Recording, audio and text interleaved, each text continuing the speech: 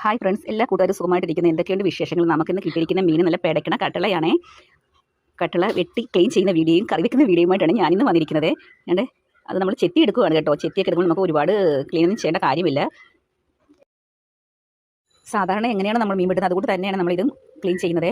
നമ്മുടെ നാട്ടിലൊക്കെ കുറച്ചൊക്കെ സ്ഥലത്ത് കിട്ടുമായിരിക്കും കട്ടളെ. നമ്മളിത് കറി വെക്കുന്ന റെസിപ്പിയാണ് കാണിക്കുന്നത്, പക്ഷേ വറക്കുന്നതാണ് അടിപൊളി ടേസ്റ്റ് കേട്ടോ.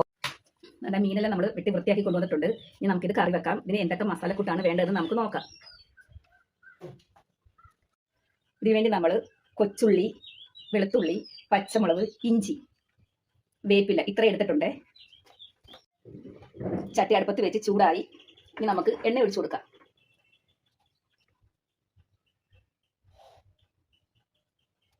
ആദ്യം കടുക് ഇട്ട് പൊട്ടിക്കണം. ഇനി നമുക്ക് ഉലുവ ഇട്ട് കൊടുക്കണേ. വെളുത്തുള്ളി ഇട്ട് കൊടുക്കാം. ഇഞ്ചി,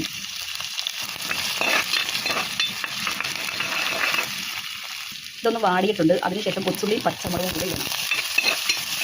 കുടംപുളി നമ്മൾ നേരത്തെ തന്നെ വെള്ളത്തിട്ട് വെച്ചേക്കുവാണ്. 1/2 സ്പൂൺ മഞ്ഞൾപ്പൊടി, 1/4 സ്പൂൺ ഉലുവാപ്പൊടി, 1 സ്പൂൺ കുരുമുളക് പൊടി, 2 സ്പൂൺ മുളക് പൊടി വേണവേ, 1.5 സ്പൂൺ മല്ലിപ്പൊടി എടുക്കുന്നുണ്ട്. നമ്മുടെ ഉള്ളിയൊക്കെ നല്ലതുപോലെ വരണ്ടൊക്കെ വന്നിട്ടുണ്ട്. ഇനി നമുക്ക് ഈ മസാല പൊടി അത് ഇട്ട് കൊടുക്കാം. ഇത് ഒന്ന് മൂക്കണമേ. പച്ച മണമൊക്കെ ഒന്ന് പോയിട്ട് ഒന്ന് മൂക്കണം.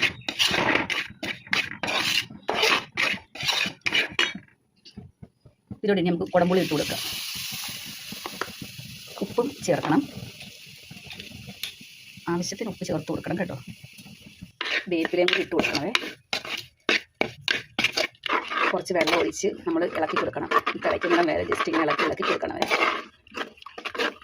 ഇനി നമുക്കിതൊന്ന് അടച്ച് വെക്കാം. അരപ്പ് തിളയ്ക്കട്ടെ.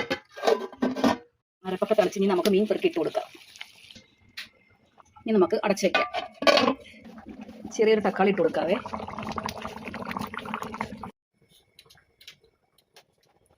കറിക്ക് ഉപ്പൊക്കെ നോക്കാം. നമ്മൾ ആദ്യം തന്നെ അടുപ്പിനാണ് കൊടുക്കുന്നത്. അടിപൊളിയാട്ടോ.